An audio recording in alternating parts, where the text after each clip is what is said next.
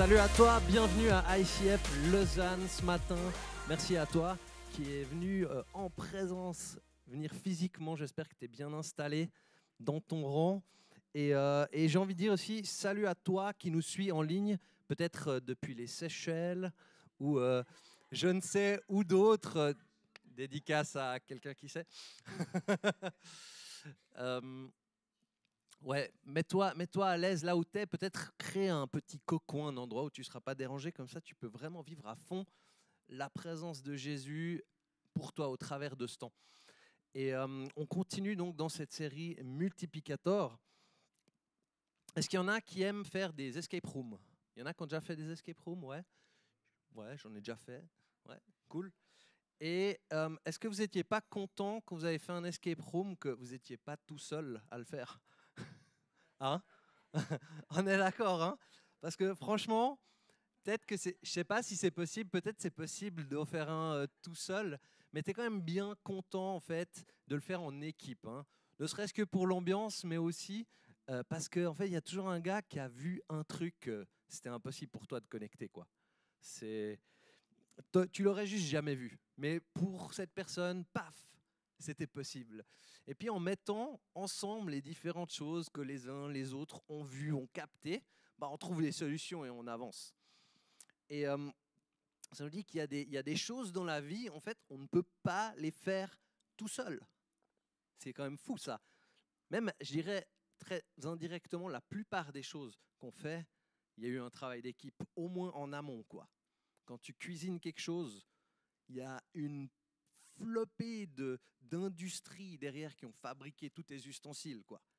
Et ensuite produit tes ingrédients. En fait, ton petit plat que tu manges comme ça le soir, même si c'est une seule personne qui l'a confectionné, ça peut arriver, c'est quand même un travail d'équipe. Je sais pas si toi, tu as des idées de choses qui se font que à plusieurs.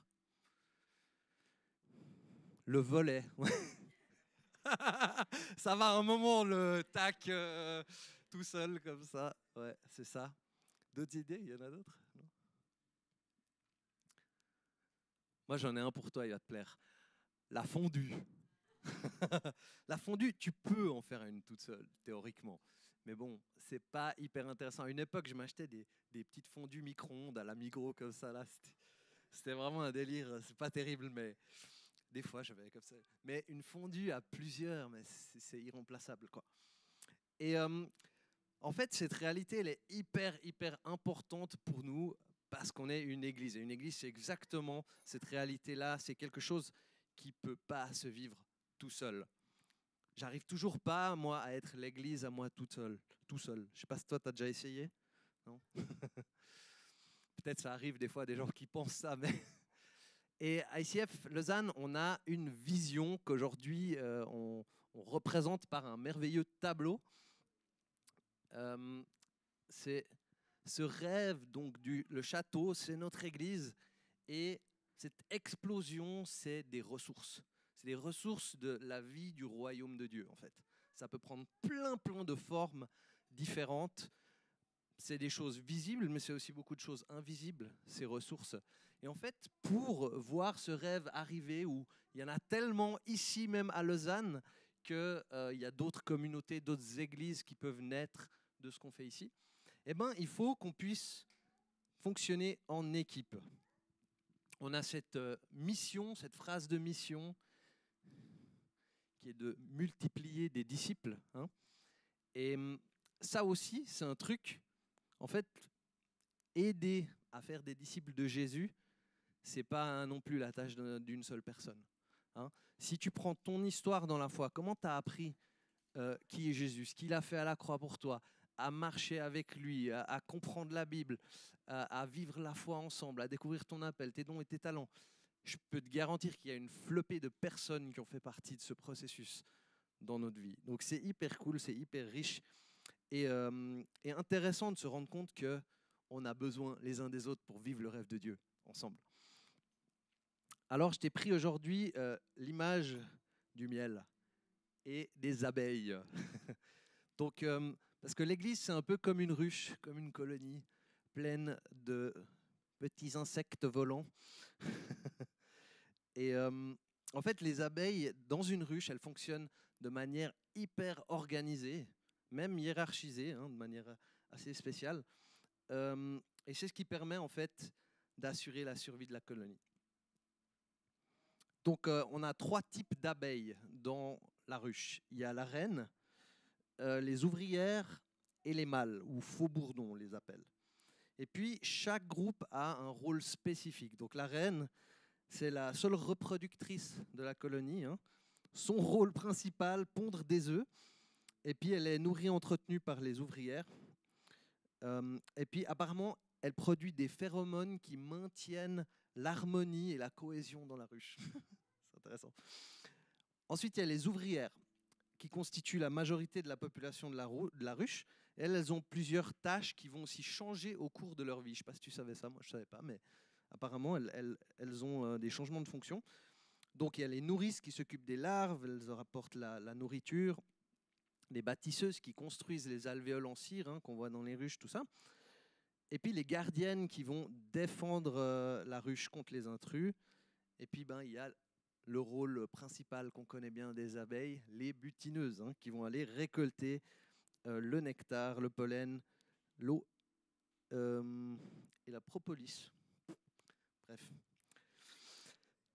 Et puis ensuite, il y a les faux-bourdons. Donc eux, leur unique rôle, c'est de féconder la reine et ils ne participent pas aux autres tâches de la ruche et meurent après l'accouplement.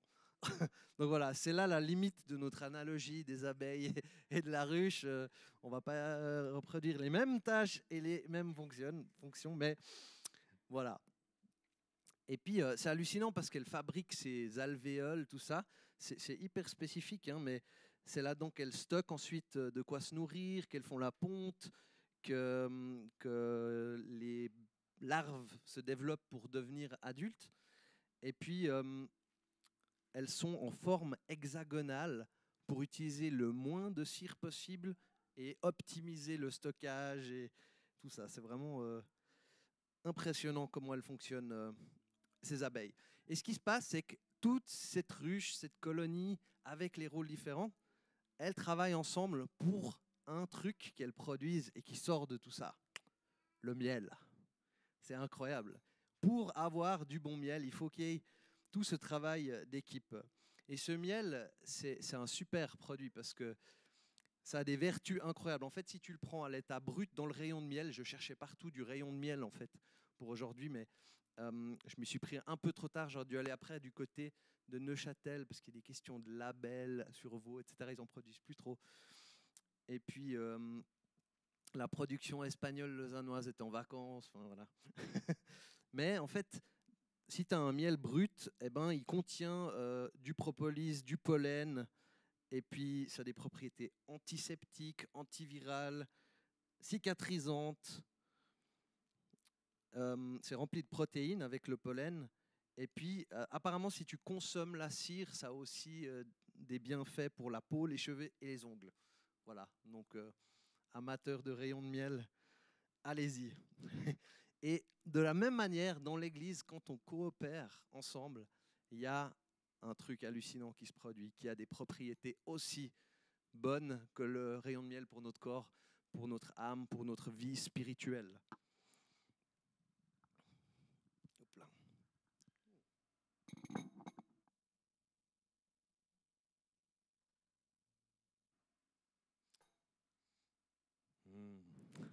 Un bon miel de France. Et ça, c'est ce qui se passe quand chaque personne prend sa place au sein de l'Église. Tu as ce merveilleux, délicieux miel qui est produit. On lit ça dans 1 Corinthiens 12, 4 à 12. Paul nous dit, il y a diversité de dons, mais le même esprit. Diversité de services, mais le même Seigneur. Diversité d'actes, mais le même Dieu qui accomplit tout en tous. Or, à chacun, la manifestation de l'Esprit est donnée pour le bien de tous.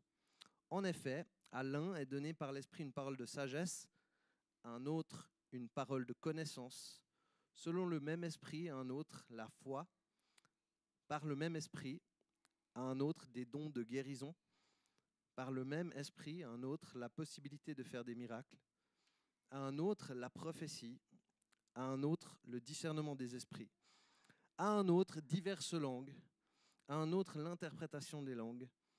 Mais toutes ces choses, c'est un seul et même esprit qui les accomplit en les distribuant à chacun en particulier comme il le veut. Le corps forme un tout, mais a pourtant plusieurs organes, et tous les organes du corps, malgré leur grand nombre, ne forment qu'un seul corps. Il en va de même pour Christ. Waouh, incroyable cette liste de toute la richesse finalement de comment Dieu peut agir au travers des uns et des autres. Et c'est ce que je trouve beau dans le royaume de Dieu. Il n'y a pas en fait de concurrence, parce qu'il n'y a pas deux personnes qui ont le même appel. On est tous uniques et Dieu a largement la place en fait dans son corps pour nous utiliser avec nos qualités spécifiques et aussi de manière changeante, peut-être comme les ouvrières dans le temps, avec des fonctions différentes. Et les ministères dans l'équipe, peut-être que tu connais un peu le fonctionnement ici. Il y a l'équipe technique, il y a la benne, on a Manu qui nous recharge le bar, on a l'équipe d'accueil, on a les kids, hyper important, on a youth, et on vide l'offrande, c'est une forme de manière de vivre le ministère. Tout ça, c'est des actes de service, etc. Mais derrière tout ça, il y a toujours une dimension spirituelle. Tu regardes la liste de ce qu'il a mis Paul dans ce passage, il n'a pas mis des tâches très pratiques de service, principalement. Il dit diversité de service, je pense que c'était un peu la rubrique pour ça. Mais après, il y a toute la réalité de Dieu au travers de toi, de manière spécifique, avec tes dons dans une tâche. Et ça peut se vivre dans les tâches les plus simples. On peut être sensible au Saint-Esprit, on peut, dans notre manière d'accueillir les gens, être complètement inspiré pour offrir de l'amour, de la compassion, une parole qui touche dans ce moment.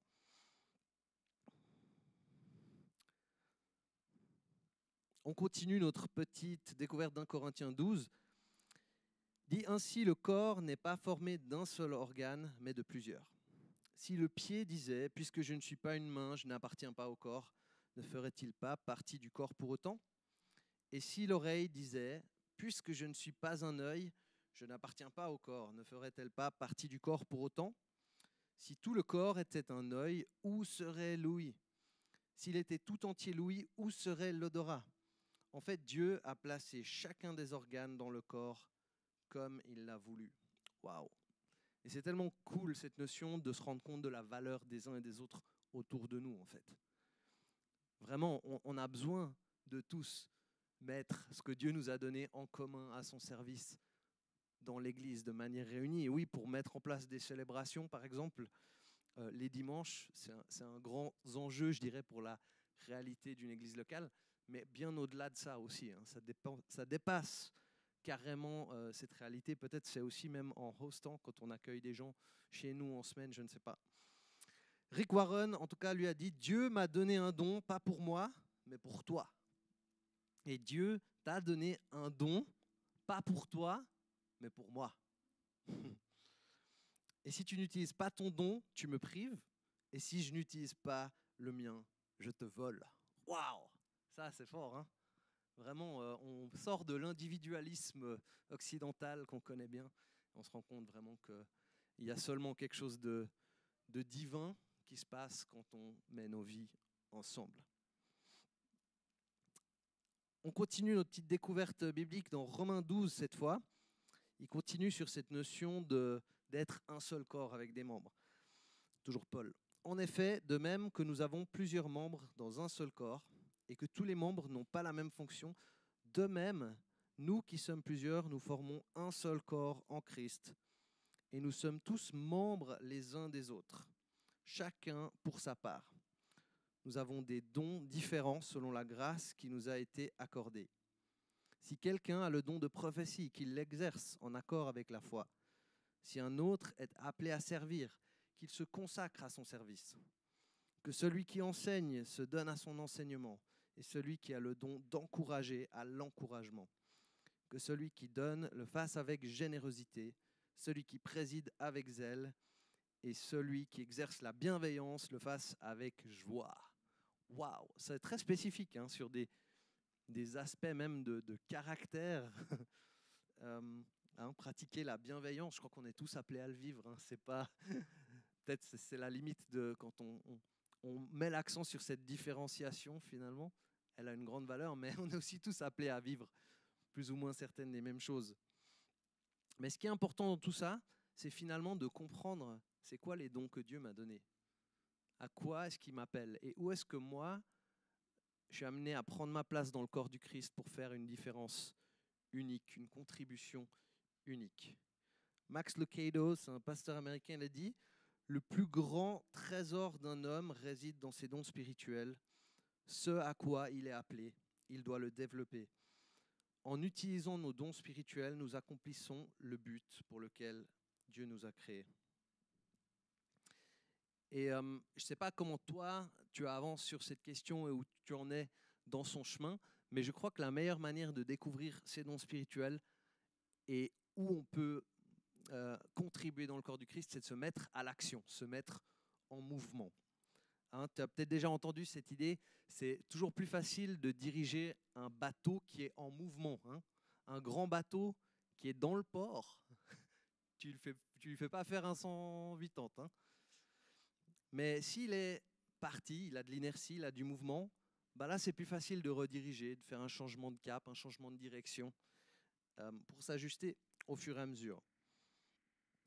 Et donc moi c'est ce que j'ai fait dans l'église, je me suis mis à l'action, j'ai commencé à la louange, à la batterie, j'ai traversé toutes sortes de rôles différents dans l'église et au fur et à mesure de tout ça, Dieu m'a permis de découvrir mes capacités, là où il voulait m'utiliser, dans différentes saisons, dans différents lieux.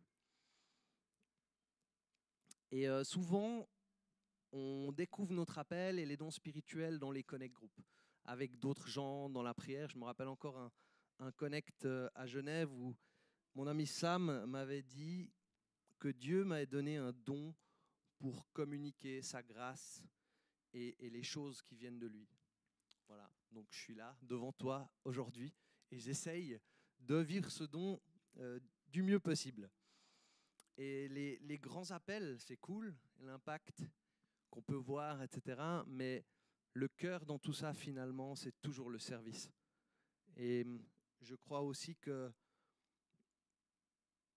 derrière, des fois, les apparences grandioses et qui nous semblent super confortables, il y a aussi de grands sacrifices et un grand don de soi. Alors, on a envie de vivre cette réalité des dons spirituels, même dans les petites tâches qui ne semblent pas spirituelles. Et c'est surtout la foi dans notre démarche qui est importante.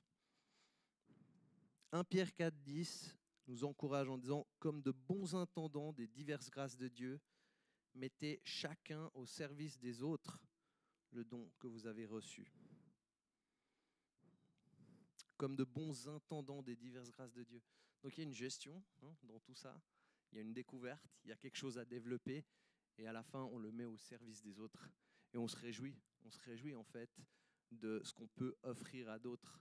On se réjouit de ce qu'il y a des gens qui prennent en charge les plus petits parmi nous les dimanches pour leur amener la foi, pour leur amener Jésus déjà dans leur vie à cet âge-là. On se réjouit qu'on est béni avec des sonoristes multimédia qui nous offrent du son. Et pour toi qui es en ligne et qui nous suit, tu as de l'image, tu as du son, parce qu'on a un caméraman, un sonoriste et un multimédia ce matin.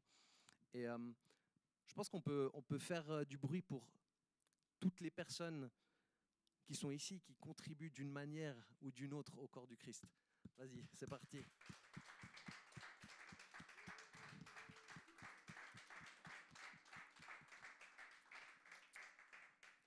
Et oui, on est tous appelés à contribuer, à recevoir dans le corps. Et je crois que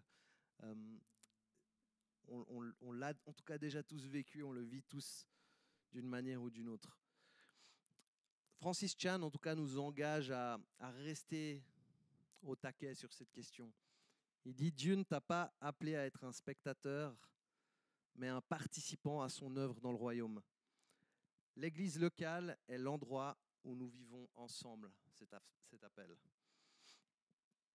Et j'ai envie de te dire aujourd'hui, ton service dans l'église locale, c'est une bénédiction pour tellement de personnes. C'est une bénédiction pour les personnes que tu vois ici aujourd'hui, par exemple, mais ça va beaucoup plus loin que ça. Et c'est une bénédiction pour la société dans laquelle on vit, ce monde dans lequel on est. Ton service a une valeur spirituelle énorme. Et je crois que plus on est à prendre notre place dans le corps du Christ et faire cette différence là où on est appelé, plus il y a un bon miel délicieux et abondant qui est produit avec toutes ses propriétés antiseptiques, guérissantes.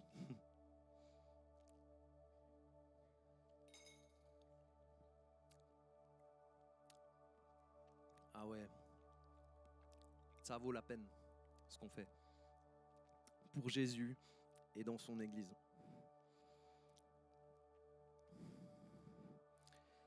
Et en même temps, c'est notre privilège d'entrer dans cette réalité d'être utile à Dieu en fait, d'une manière spécifique, unique. Mais on est aussi appelés, nous, à libérer d'autres personnes dans leur service pour Jésus, dans leur capacité de prendre leur place et de faire une différence, dans la découverte de leurs dons spirituels, dans la découverte de leur appel, pour faire une différence avec l'amour de Jésus dans ce monde. C'est ça le bon miel qui va en ressortir. Alors on va finir ce message avec un temps de face-to-face et je vais t'offrir 3 sujets de prière à la carte.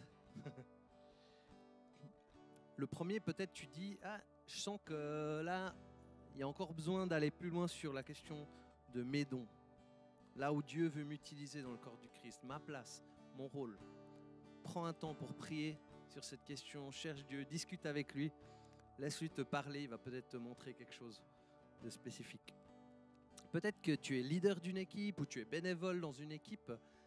Une des pistes de prière, c'est que tu puisses prier, prendre un temps pour voir ton équipe et ton ministère grandir, se développer, voir des nouvelles personnes arriver. Peut-être que ça, c'est ce qui est sur le cœur aujourd'hui. Je veux voir mon équipe bouger.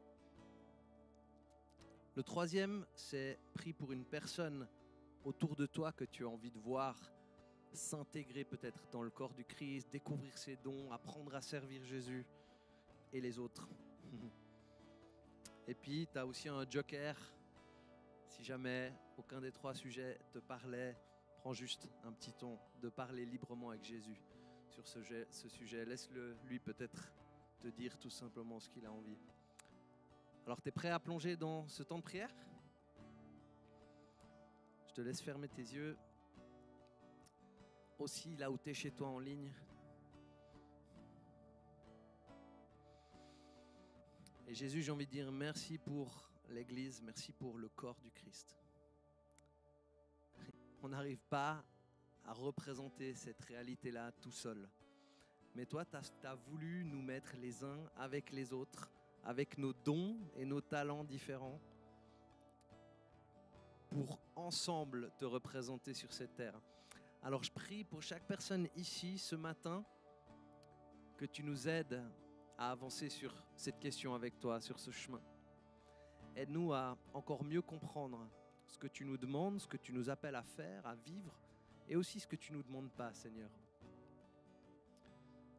Montre-nous là où tu as envie de faire la différence avec nous, sur cette terre, dans ton Église.